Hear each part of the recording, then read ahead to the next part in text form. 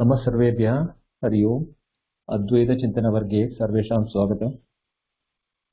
प्रथमं ध्यानम्।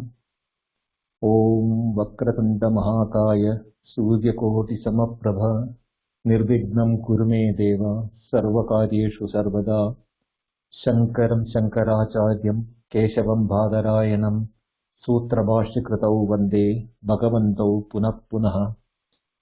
ईश्वरो गुरुरात्मेति मूर्तिभेदविभागिने व्योमवद्व्याप्तदेहाय दक्षिणामूर्तये नमः। नमः परमऋषिभ्यो नमः परमऋषिभ्यः।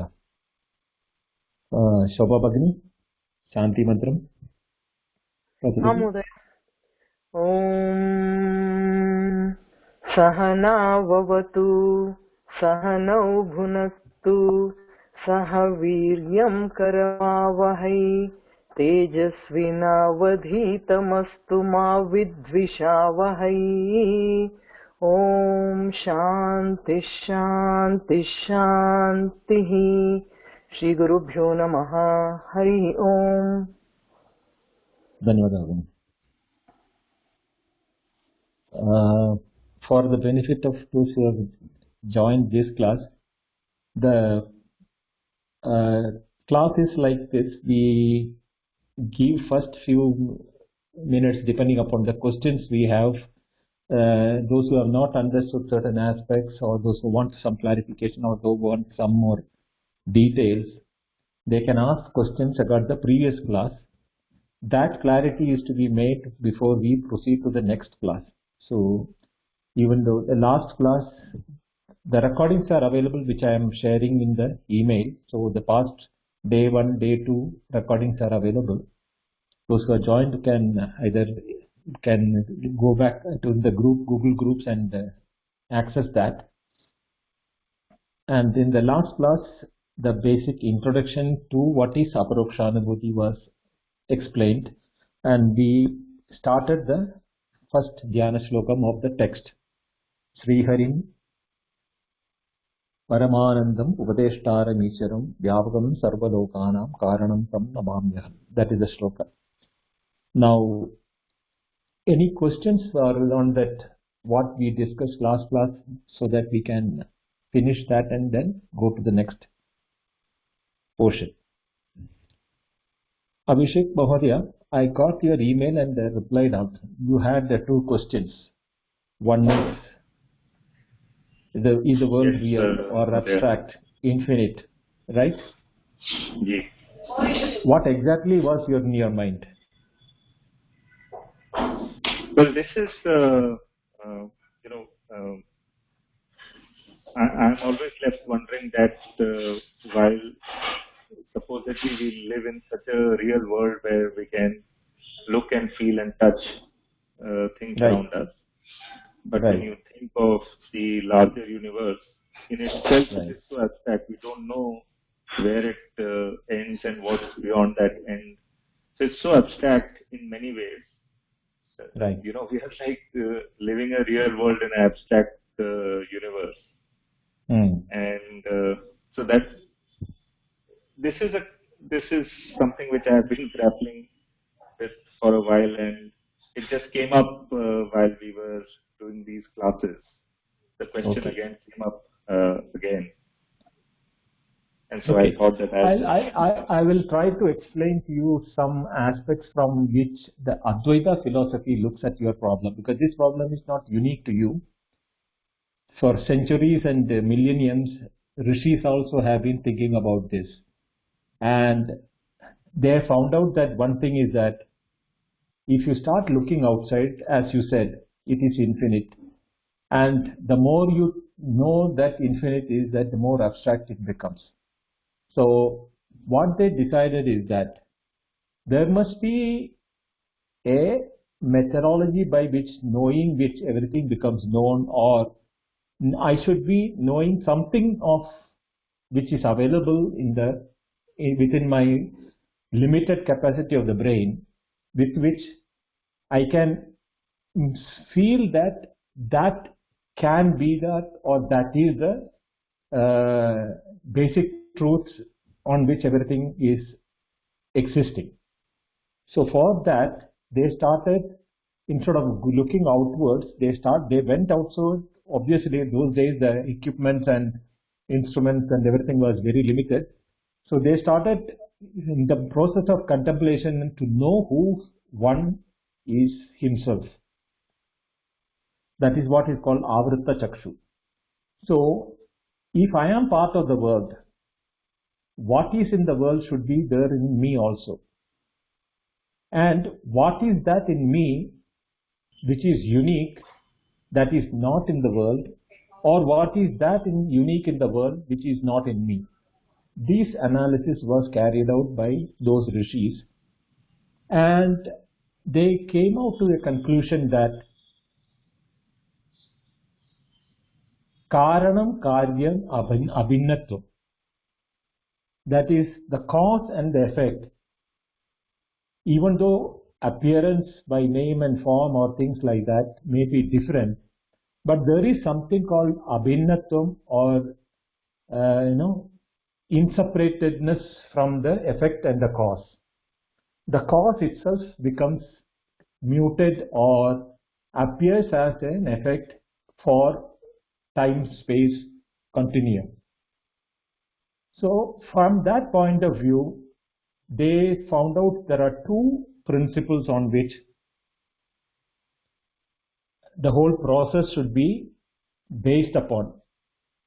One is Advitiyatvam. There has to be a commonality in all these things. That oneness, that Advitiyatvam in everything should be available, because everything is within my realm of knowledge. Or I know things exist outside me, I know that I exist. Then the second principle on which they did was Ananyatvam. Ananyatvam is, it cannot be different, because if it is different, then there can never be a unison, or no way it can be joined together. But by the mere knowledge of things outside, there must be a connecting factor with the world outside and me as a knower, the world as known outside. That what is that connecting factor has to be common for both the outside and the inside, or me within. That what is called Ananyatvam is non-differentiable aspect of something.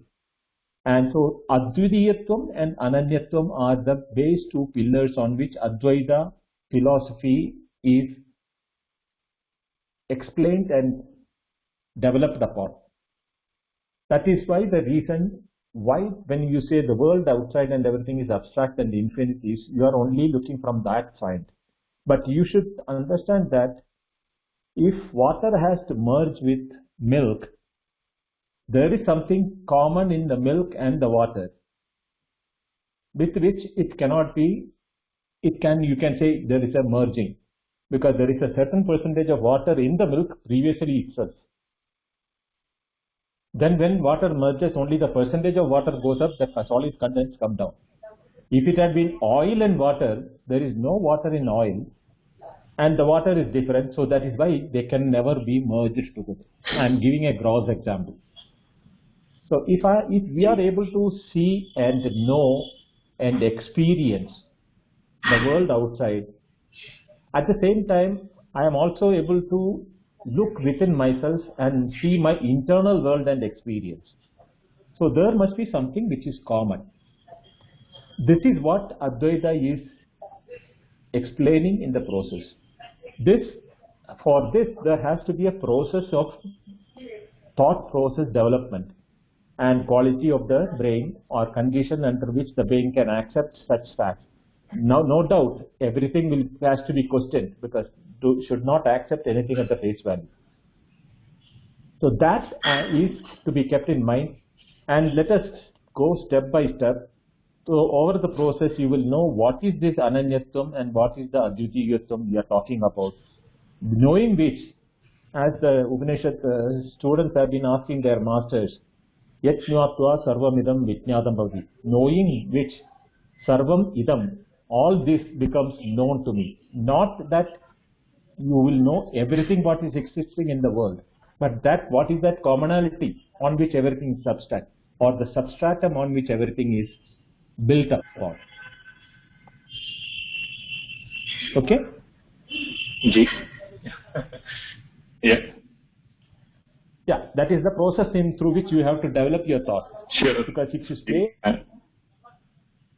outside alone, like the scientists trying to find out the box and Higgs and the atoms and on that, they will keep continuing new things, because the nature of the world is to keep changing. So they will get new things all the time, but they will never come to a final conclusion of this is the dark matter, this is the what you call God principle and all those things what they talk about in the quantum theory. That is not the thing. Even then, they are not able to finally come to a conclusion. Right? Any other questions? Mahodaya, From Shivagini? can we say that skin is just a barrier for the out and the in? Because we are also made of Panchabhutas, and the Panchabhutas are there outside. It's just a barrier. So it's all one.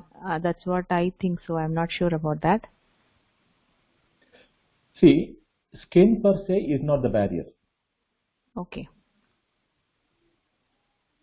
Because skin is only one of the senses of sense of touch. Our identification to the sense of touch is the limitation which say that we are the body. But if you are driving the car, you don't stop at your skin level. When you are maneuvering through the traffic, your identification from the skin level goes to the external body of the car, so that you don't scratch, you are able to maneuver through the traffic. All of it. If you are on a two-wheeler, that will be your extension of the body. Same way, a pilot who is flying an aircraft, when he lands at an airport, he is identifying himself with the size and the capability of the aeroplane when he lands. Even though he is using gadgets for controlling it, these are all extension of his limbs in technical terms.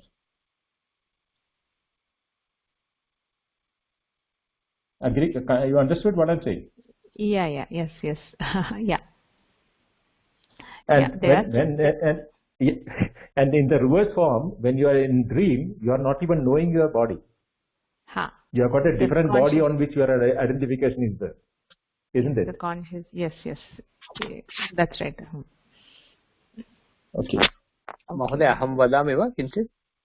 Yes, please. It's a discussion group. You can tell.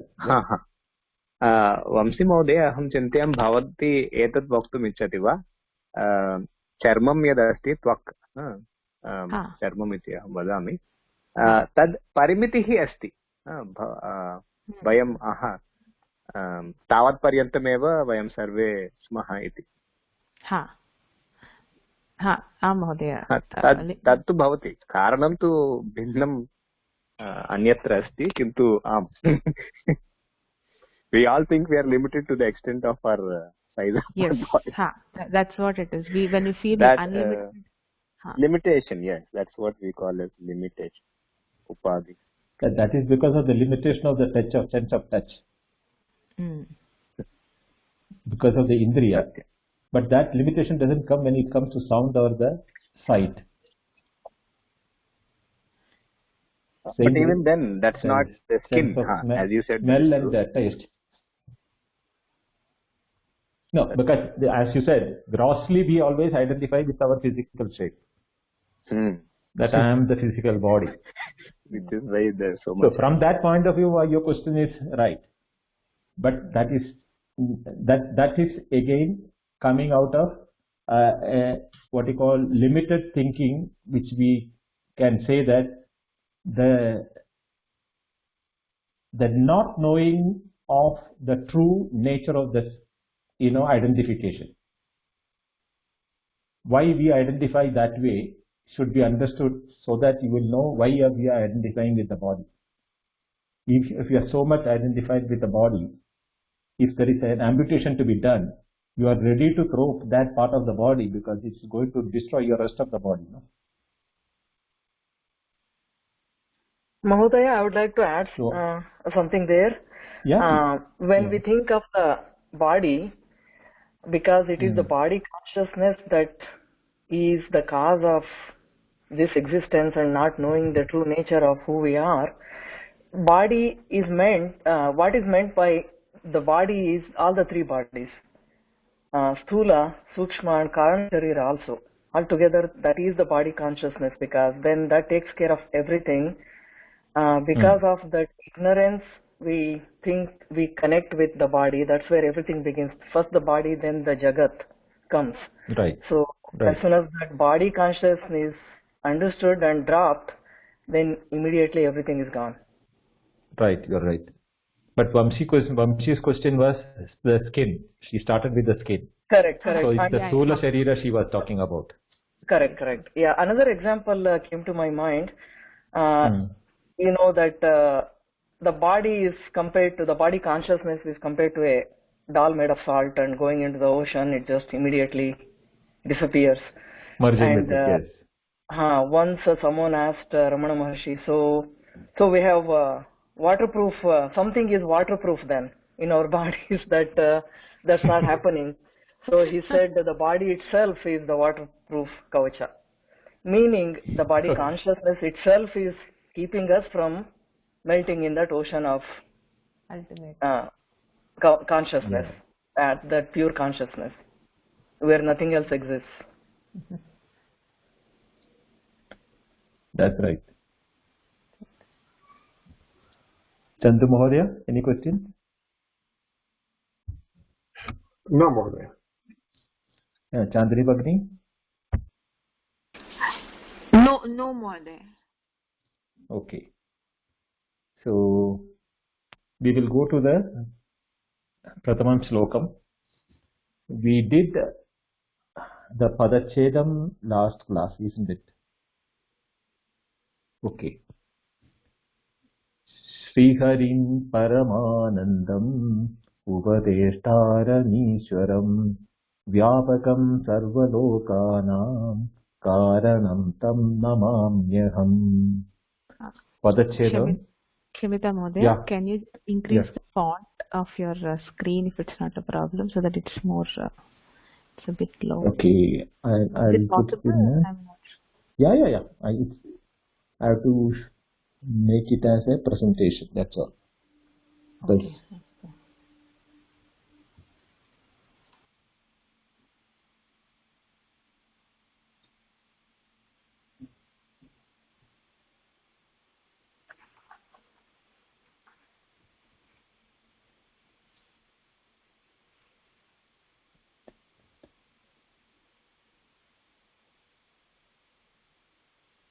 Is it okay now? Not yet, Mahodaya. It's still in the same format.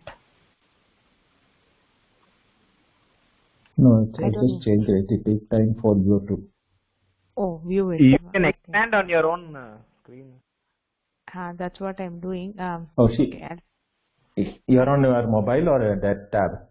On the desktop, Mahodaya. On the desktop, I think I'll do that. I'll extend it. Oh, press control and plus. If you can do control and plus, the screen will increase. Oh, is it so? I'll try it. I'll just try it out.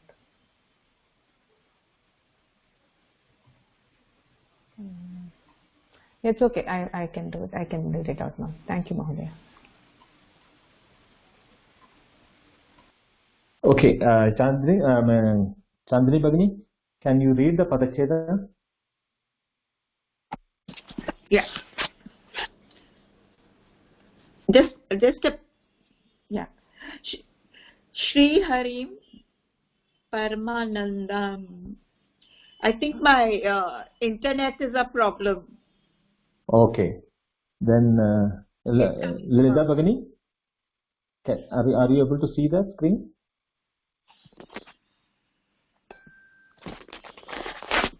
I am able to see. I can read it. Yes, please. Yeah. Padacheda. Yeah. Padachedah Sriharim Paramanandam Upadeshtaram Ishwaram Vyapakam Sarvalokanam Karanam Tam Namami Aham. Anvayah Aham Tam Sriharim namami yah karanam vyapakam sarvalokanam paramanandam. There, no? Paramanandam Yes. upadeshtam ishvaram. Arthaha api pataniyam va? Yeah, you can read the word meaning. Yeah. Sriharim, Srihari Paramanandam of the nature of supreme bliss, Upadeshtaram, who is preceptor, Ishwaram too, Ishwara, Vyapakam, of the nature of pervasiveness, Sarvalokanam, for all worlds, Karanam, by way, there is cause, Tam, unto you, Namami, bow down, Aham. Okay. Now, this is a typical Vandana sloka for any auspicious work in the traditional textbooks. So here, the Acharya also is writing the first. He is giving his namanam to Srihari, who is Paramanantam Upadeshtaram Vyapakam Sarvalokanam Karanam. So these are all the adjectives which has been used in this one. Each one has got its own predominant meaning in it. Is that so? Srihari is of the nature of Paramananda. Now, Ananda is a word which is very loosely used by our normal languages, as Anandam is a happiness. But there is a difference between Sukham and Ananda. Sukham is what is a state in which you are getting happiness out of an object, either internal or external to you. That is, with things which you like will give you Sukham, then things which will not give you, you will get Asukham, which is Dukkham. Now, when it comes to Anandam, it doesn't need anything external or internal to become happy, because that is the nature of our self. How do we know that difference? This is all the part of the Aparokshanubhuti explanation. It comes. Why does it Paramanandam? He is being considered as the supreme-most self. So our self is Ananda Swarupa. Why we say is that there are two reasons. One is that there is no Karanam for it, to become Ananda. Then there is one thing called Niratishayatvam. That is no variation in it. More happy, less happy. Whereas in the object which is either external or internal, we have always a comparative measurement with which you can say things which you like more, the things which you like most, same way to the one which you hate or the most one, and some which gives you pleasure, which gives you pain. All those variations are, that's all called Adishayatvam, variations. Niradishayatvam is where you cannot have any variation. For example, I'll give you how the word Niradishayatvam you can understand is that if you are, I presume all of us have traveled by aircraft.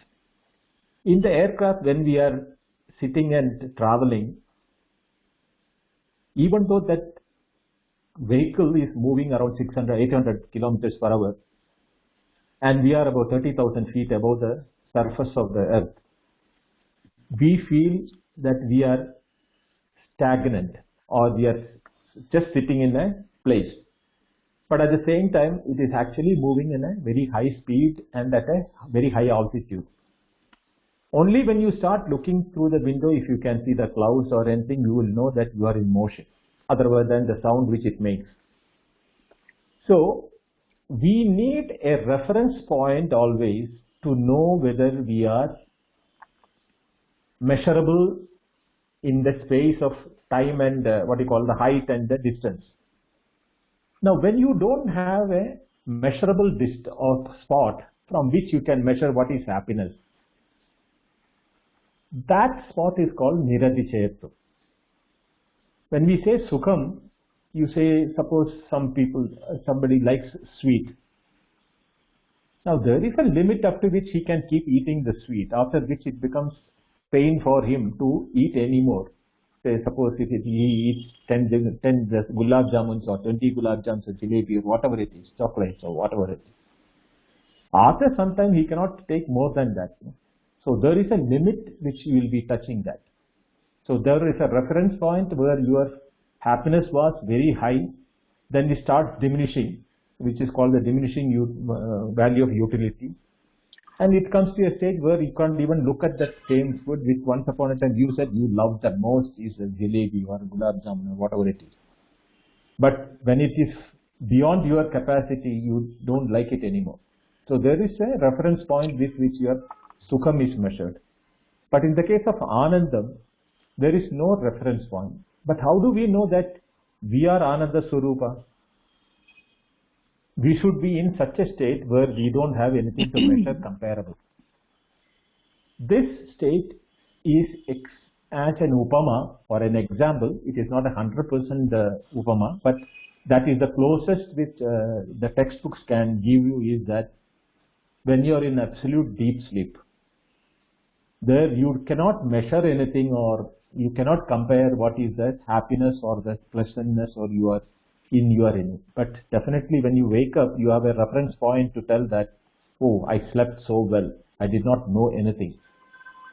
That happiness of that good sleep can be known only by a person who doesn't get sleep at the night.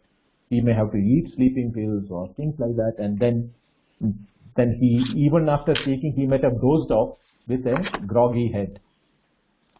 But without that, when we every day religiously go into the deep state of sleep, we are in a state of anandam. That is our ananda level. But for Sriharin, who is the Parama, so for him it is a Paramananda. Okay? So that is what the Paramananda is referring here. Now, Upadeshtaram. Here the Upadeshtaram is being, as he is in the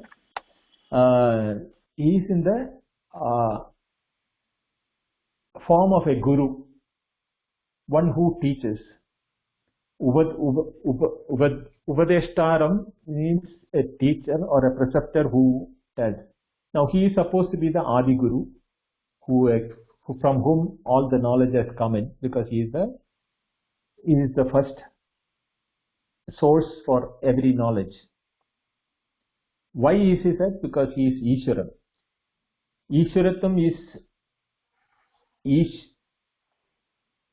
Aishwaryasya Bhavam. Ishwaram is the standard definition for Ishwaratam, but in this Vidyaranya Swami, when he is explaining, he is giving a totally different meaning for Ishwaratam. Ishta is controller. From that point of, he is known as Ishwara, because Srishti Sthiti Laya, controller, is Ishwara. Now to become Srishti Sthiti Laya, you have all the range fully within your control. No? So that is why he is called Vyapakam. Now Vyapakam is Sarvagatam. These are the other words used it for Vibhu. These are the Sanskrit words equivalent for that particular terminology. Now, how do we make that understand that word Vyapakam is to be understood? Is that something closest which we can think is space. But we should know that space is also within our realm of knowledge. We know space as space. Even though it's not measurable, we can measure only volume or the space occupied by a limited factor, like as a house or a football field or a bigger one, or the space occupied by earth, or we can go even to the universal level. But that's all limited. But the space in which that exists is bigger than the space, bigger than that space occupied by the limited entity. But our knowledge can even encompass that space as a knowledge or within the realm of knowledge. So our knowledge is even more vyapakam than the space itself, because space is within the knowledge. So that what is within has to be lesser occupying than the one which holds it. Like a house can hold us, but the house is held in the district. The district is held in the state by country in the earth. Now this earth planet is in the solar. Like that, if you extend it, the terminology of the one which is holding the other one. So the one which has got maximum holding capacity is the Vyapakam. Now Sarvalokanam Vyapakam is that. Now what is the Sarvaloka? Lokyate is the root from which the loka comes. Lokyate means to know, to see. Darshane, darshane is the dhatu from that. Lokyate, when it comes to darshane, it is knowledge what they are talking about. Sarvalokana means all the things which you can think of or bring within your realm of knowledge. That is called Sarvaloka. In the Puranas, they will talk about Sapta Lokas on the higher lokas and Sapta Lokas on the the lower lokas like Patala and Swarga and all those things. But those are all for people who have imaginative experiences and all. But that is not the loka what we are talking about in Advaita. Advaita, the loka means it is the world of experience. Now, Sarva Loka means all sorts of experience from the Shabda, Sparsha, Rasa, Rupa, Gandha, Upadi, Nimittam, and including the mind. So, Shashta Indriyani. So, with all the Indriyas, whatever you can experience is the Sarva Loka. And why is it called a Karanam for that? Because Sri Hari, Sri Eva Hari. Sri Hari, now I am explaining the word Sri is that. But the normal Sri Hari is as Hari, Vishnu. But here the word Hari is for Harati or Nashayati. So you knew that Srishti Layam, so there has to be a Layam also, no? So the Hari even destroys, creates and maintains in the space of knowledge the whole experience. So he is the Srishti Sthiti Laya Karta. So therefore he is the Karanam from which the my existence or the world existence of the world, and he is the one who is destroying it also. Now in the text, Vidyaranya Swami is explaining that what way he is Hari. He is destroying it by the Ajnana with which we feel limited. Our Vyapakatvam we are not able to measure because we are, as Vamshi has been telling and Bhagini has been telling, that it is limited to the skin. That Jnana, Ajnana or Avidya is destroyed by Upadeshtaram Rupam Ishwaram. He is in the form of a preceptor or the guru who explains, through which this ignorance is removed, where we will know our Vyapakatvam, and the Sarvaloka Karana is by what reason is the Sarvaloka Karana, this thing, and that Swarupa is Paramanandam, which is in Hari as well as in me. So Tam Harim Aham Namami. So that is the mental picture we have to have in when we are chanting this opening sloka, that we are not talking about Vishnu per se, but the Tattvam, what Vishnu stands for, as Paramananda Swarupaha Sarvalokanam Karanam Vyapaka Sarvalokanam Karanam and Upadashtaram. Tam Harim Aham Namami. This is what the first verse meaning is also about. Any questions?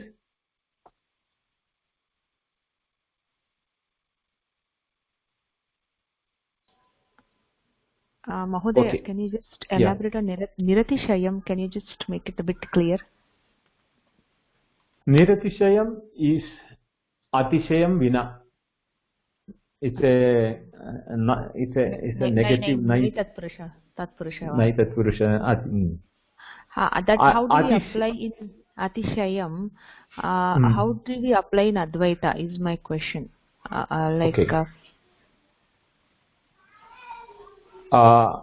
See, Niratishayatvam will come. Atishayatvam will come. Let us first know what is Atishayatvam. Atishayatvam is Ati Shayanam. Shayanam is the root from which it comes. To lie beyond is Atishayam.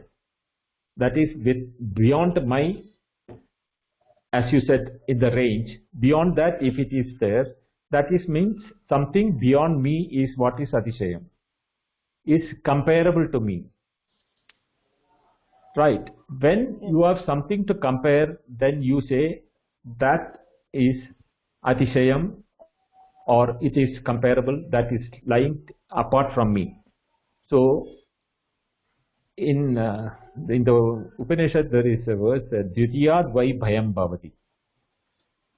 If we know that there is something which is other than me, then that can be a cause of worry or a cause of pain or cause of sorrow for me. Because that can either become competitive to me, or they can be stronger than me, or they can even annihilate me or even destroy me. So Dvitiyat vai, indeed from the second only you can get a fear. But when you don't have a second one, you don't have to be bhayam. So in the Brihadaranya, Yajnavalkya says to Janaka, Abhayam praptosi. You have reached the state of Abhayam. Abhayam means na bhayam. Why? Dvitiyam na Dvitiyat vai bhayam bhavati. There you don't have the second one. So when it comes to Niratishayam, is the state where you have nothing else to compare with, including you as individual. Yes.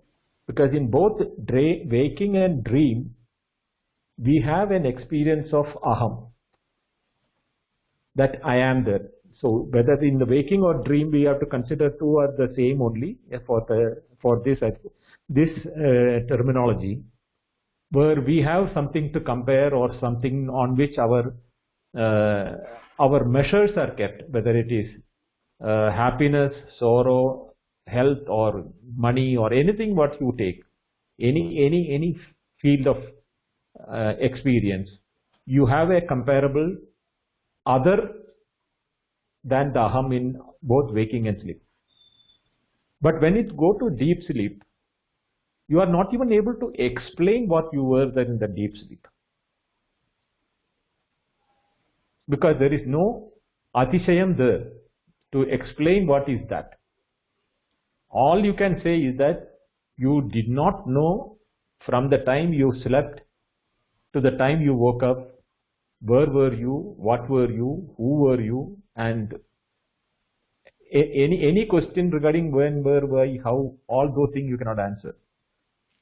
Yes. Because there is, so that state is called Niratishayatva, as far as the individual is concerned. Yes. Now, as far as Paramatma is concerned, for him the entire world is in him, and there is nothing for him to compare. No. Satyam. Satyam. I got the answer. They also say that. They also say that a person who has a good sleep is a perfect person eligible for spirituality. Because that is the time when I told you, as per the Aparokshanubhuti term explanation, he is the one who is one with Sati Sampadya na viduhu Sati Sampadhyamahe.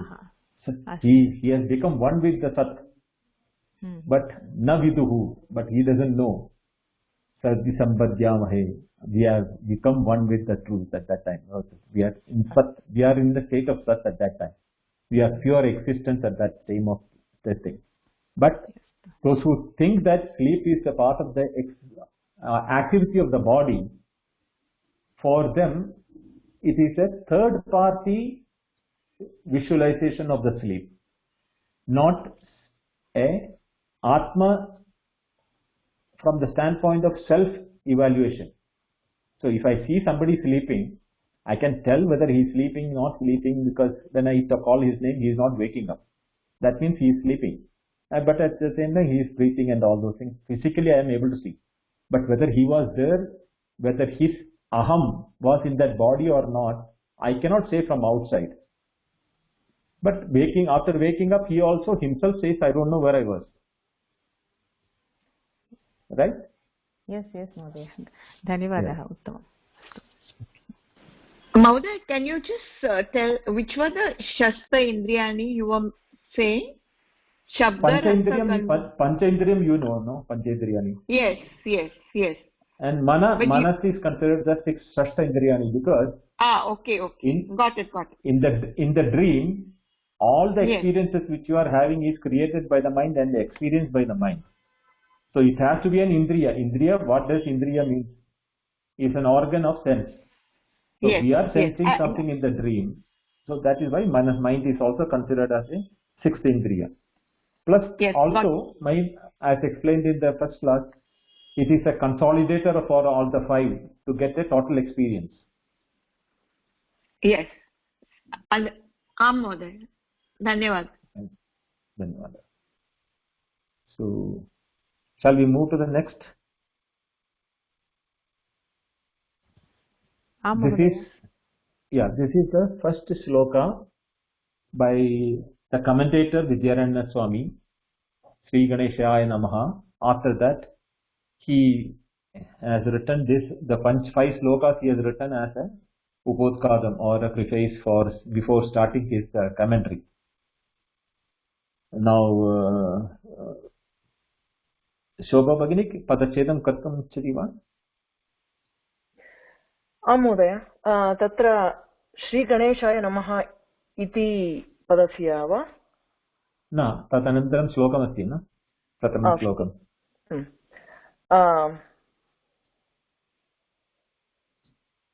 Mahodaya, are you putting it on the presentation? Yeah, it is there.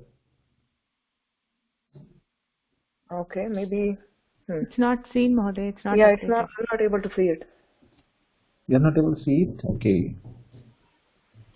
It's on the previous slide still. Oh, the viewer have to go.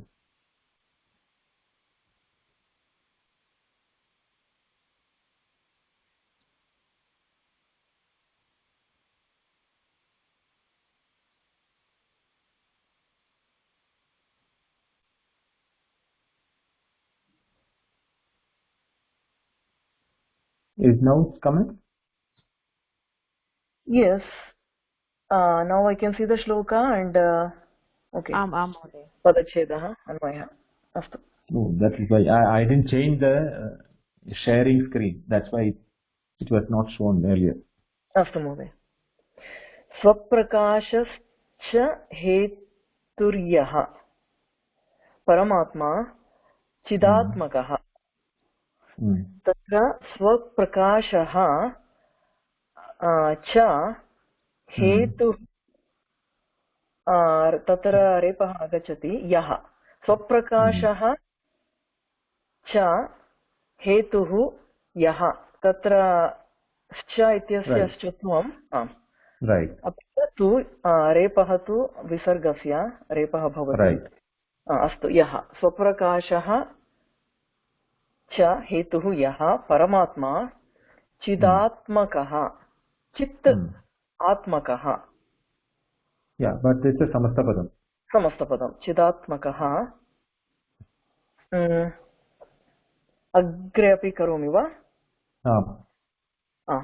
अपरोक्षानुभूत्याख्यः सोऽहमस्ति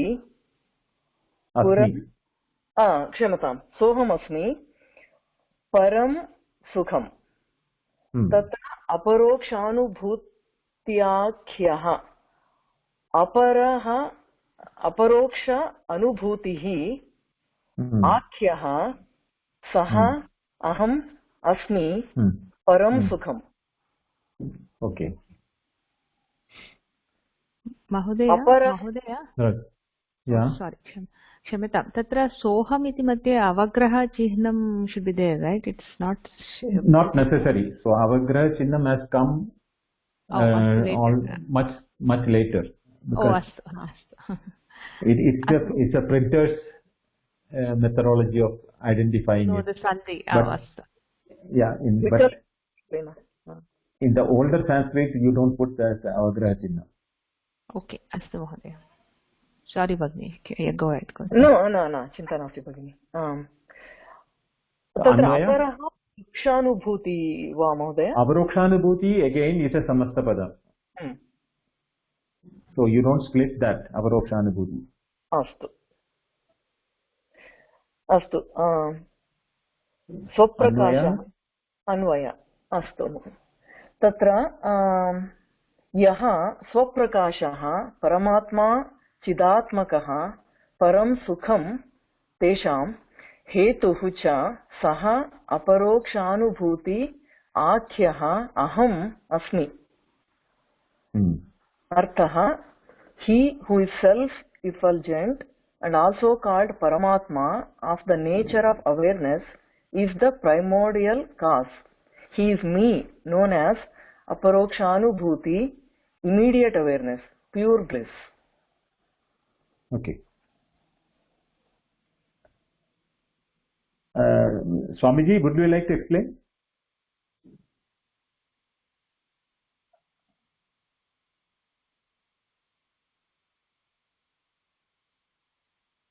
Swamiji अस्ति वा?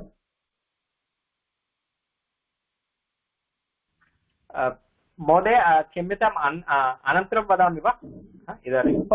चिन्ता नास्ति। Okay, यः स्वप्रकाशः, यः means here again he is referring to the Srihari of the first sloka, where this the Shankaracharya's opening sloka, no? Srihari. So that Srihari is called Yaha Swaprakashaha. Now this word Swaprakasha is very,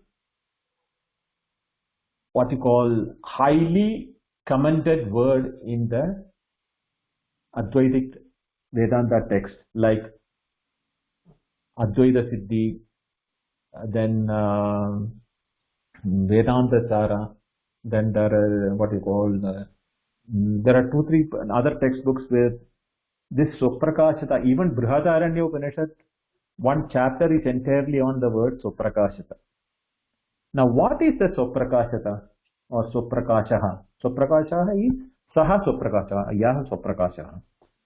Swaprakasha, Swayam Prakashate Yaha Sa Swaprakashaha.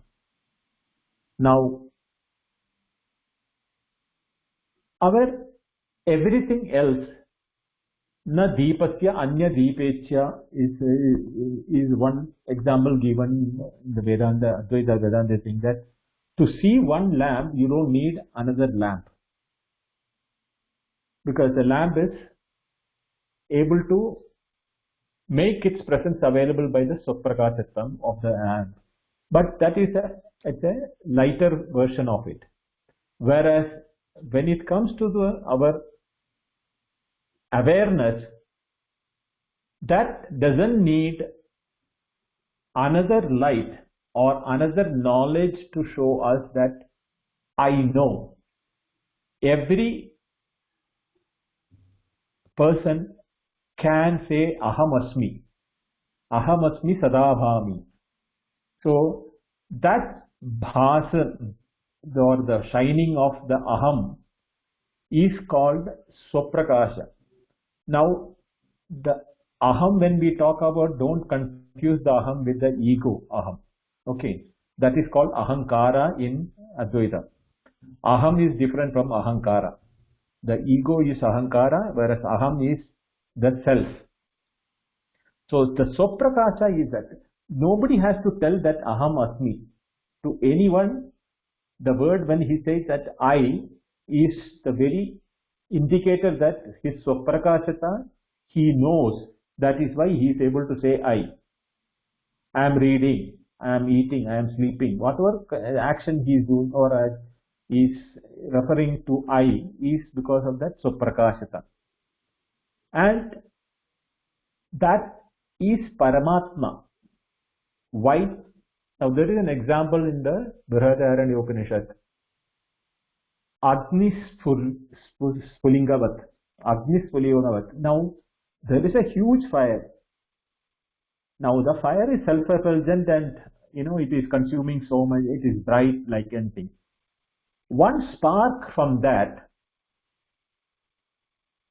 is enough to cause another similar fire, or it has got all the qualities of the same fire from which the spark comes out. So in the Upanishad what it says is that the Jivatma or the Atma in everyone, which is the light showing as awareness, is like the spark from the main fire Paramatma, from where the Prakashata comes to everything. So that is the abode from which every awareness is there, and our awareness is not different from that awareness, because just as the spark is not different in the quality of the fire, or the quantity wise it may be different, but the quality of the ability to burn is there in that spark also, so that it is not different from the main. That is leading to our two pillars of Ananyatvam and Advitiyatvam. Because it is coming from that, it is Advitiya, not different from it. It has got all the potencies of making fire and burning. So it is not Ananyam. It is not different material other than that. So Swaprakasha Paramatma. Now what is that Swaprakasha that we are talking about? It is the Chidatmakatvam.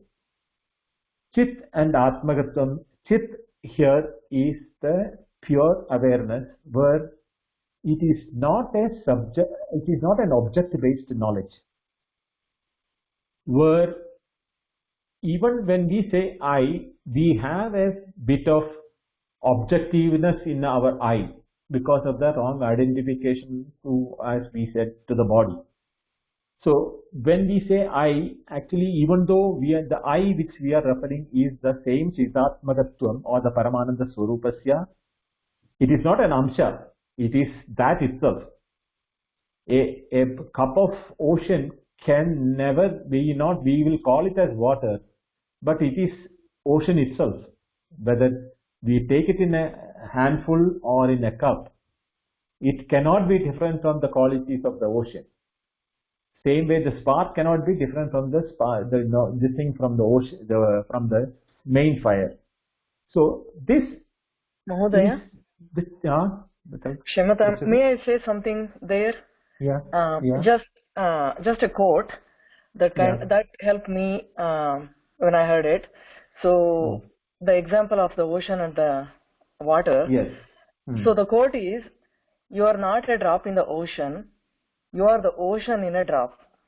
Just wanted to share that. Right, exactly. So whether it's a drop of the ocean, you are the ocean itself. Same way, you are the spark of the fire, and you are the spark with the fire.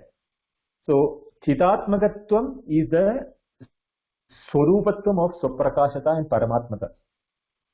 Chit is awareness, because awareness is the one which is enlightening everything. Without awareness, there is nothing called Swaprakashata. You cannot even say I there on anything. So that basically the Chit, Atmakatva means is the Swarupa. Atma is Swarupa or the self. So self is then the nature of Chitatma. Paramam Sukam. Param Sukam is Paramam Sukam. You can say both are meaning the same. Is the Niratishaya Sukam, or because there is nothing other than awareness in all our experiences. If you look at it, the light, we may see 100 things in the light, but we don't see the light which is bringing the 100 things into our awareness. We remove the awareness of the existence of light, but we acknowledge the object as I'm seeing the computer, I'm seeing the mobile, I'm seeing the wall light and everything. But it is the light, the existence through is shown through the light. Same way, the awareness of knowledge in us and in the objects outside as Chit is the one which is being the reason why we are able to identify the objects outside. And that is Param Sugam because there is Niratishayatvam in it.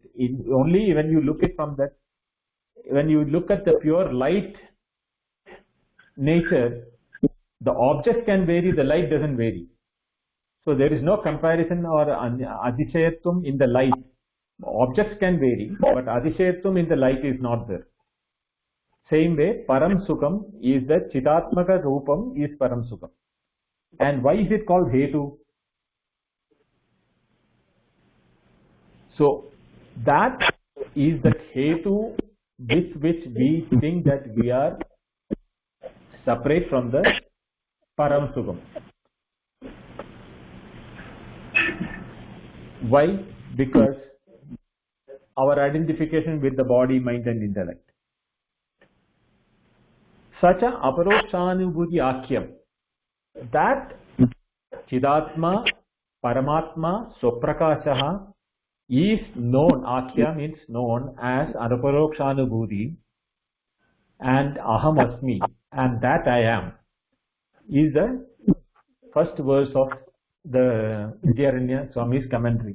He has written 5 verses for the first, the Ubodhkadam or the inaugural speech.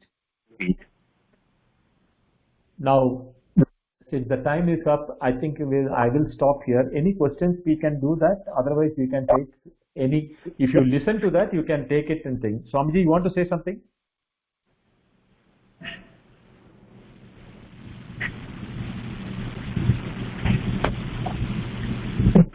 Naina, Hariom. Yes. Is man and chit the same or different? No. Mind and Chitta are different. In fact, if you have listened to my last class, I had explained the difference between mind, Mano, Buddhi, Ahankara, Chitta, the 4 faculties of the same organ. When it is operating as what it is mind, what it is called when it is Buddhi, why it is called Ahankara when it is operating at certain level. And when all the 3 are not there, that is what it is called Chit. Neither you have manas, neither you have buddhi, nor you have ahankara. That time you are in the Chit Swarupa. Okay, so what is that state? That state is what you experience in your deep sleep. Can you explain that? No, right, no. But you know that you were there in your deep sleep, isn't it? Yes. So Aham Asmi is that state, without any object. Dhanyawad, Mahoday. Dhanyawad. Lalita Bhagini, any questions or anything you want to add which will enhance our discussions? No questions, Mahodaya. Okay. Abhishek ji? Mahodaya. Okay. Yes, Mahodaya. Not for now. Okay. Vamshi Bhagini? Mahodaya, Tatra, you were mentioning about deep sleep. That is, we are unaware about the bliss. I mean, you get to know after you come out of it. But in Aparokshanubhuti, you knowingly you know the bliss. That is what is the difference, right? Like, see, we go into deep sleep, and you say after you wake up from the sleep, you say, yes, I've gone into deep sleep. But the pure bliss is something which you are aware about it and you enjoy the bliss. That is what is the state, right? Okay, I'll tell you something which is in a much advanced before we get to the end of the text. That is the time when the Aparokshanubhuti comes out. But since you have asked the question, I'll explain to you in this thing is that in the deep sleep, what happens is we are helpless. We go into that state and we are in a helpless state, and when we wake up, we have the experience of it, but we are unable to explain it. Right. Now that is destroyed or marred by the awareness of multitude in our waking, because we experience the whole thing through our mana, buddhi and ahankara. That even though the chit is available on which we experience the mana, buddhi, ahankara, the chit per se we cannot experience unless we go to sleep, where there is no multitude in our experiences. How to shift from our identification with the mind, mana, buddhi, ahankara identification, to the available chit even during the waking and dream and deep sleep, is the process of introspection through which we can learn to shift our identity from identified with the mind and body and the intellect, to know that there is that substratum on which my entire identity is built up. So that is there in that substratum, and knowing that how to make it the predominant base on which you experience the world is what is called Aparokshanubhuti. That shift of identification. Today, if you are emotional, you will identify with your mind. Today, if you are logical, you will identify with your intellect. And if you have got egocentric activities, you identify with your ahankara. But all the three are having a substratum of chit or pure awareness of I.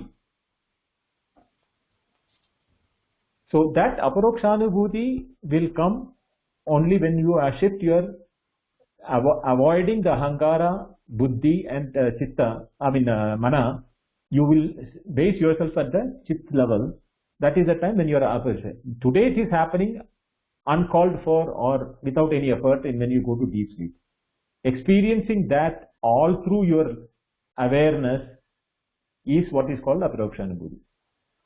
Now how to do that? We have to go a long way.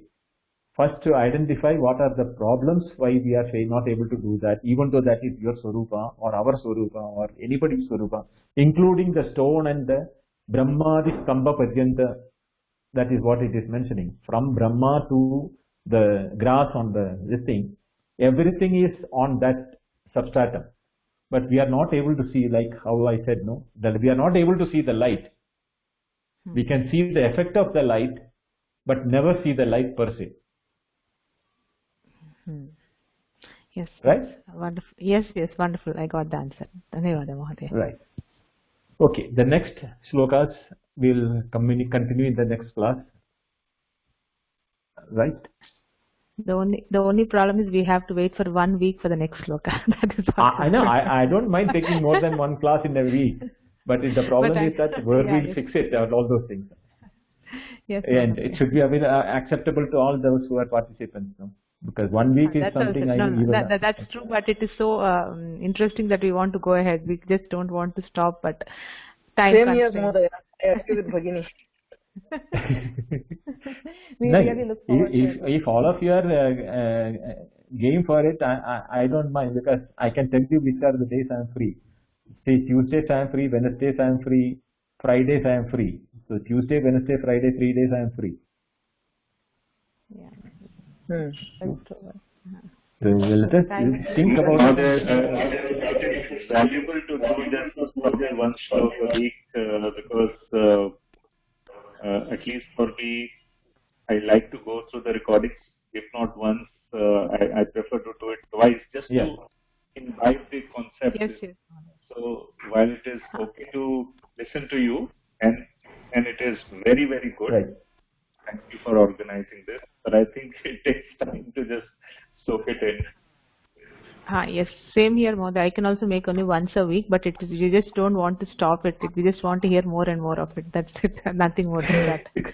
That is the beauty of this subject itself, not me. I am only an instrument in delivering that from what I learned from my guru. So just let me chant the Shanti mantra. Om Purnamada Purnamidam Purnat Purnamudachyate Purnasya Purnamadaya Purnamevavashishyate. Om Shanti Shanti Shanti. Harihi Om Shri Gurubhyo Namaha. Harihi Om.